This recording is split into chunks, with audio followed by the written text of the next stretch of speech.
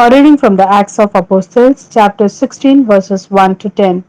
From there he went to Derbe and then on to Lystra, where there was a disciple called Timothy, whose mother was Jewish and had become a believer, but his father was a Greek.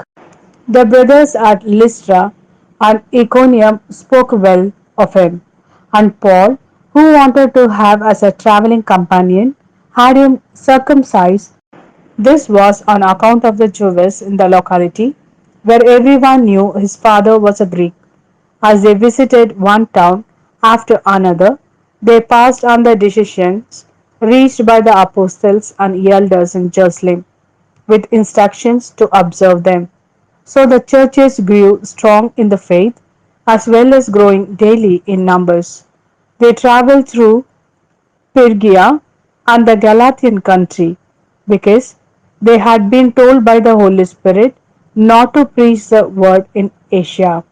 When they reached the frontier of Mysia, they tried to go into Bithynia, but as the Spirit of Jesus would not allow them. They went through Mysia and come down to Troas. One night Paul had a vision. A Macedonian appeared and kept urging him in these words, "Come across to Macedonia and help us." Once he had seen this vision, we lost no time in arranging a passage to Macedonia, convinced that God had called us to bring them the good news. This is the word of Lord. Thanks be to God. A reading from the Gospel according to John chapter 15, verses 18 to 21.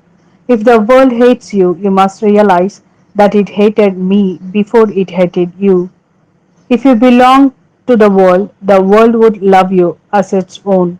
But because you do not belong to the world, because my choice of you has drawn you out of the world, that is why the world hates you. Remember the words I said to you. A servant is no greater than his master. If they persecuted me, they will persecute you too. If they kept my word, they will keep yours as well. But it will be on my account that they will do all this to you, because they do not know the one who sent me.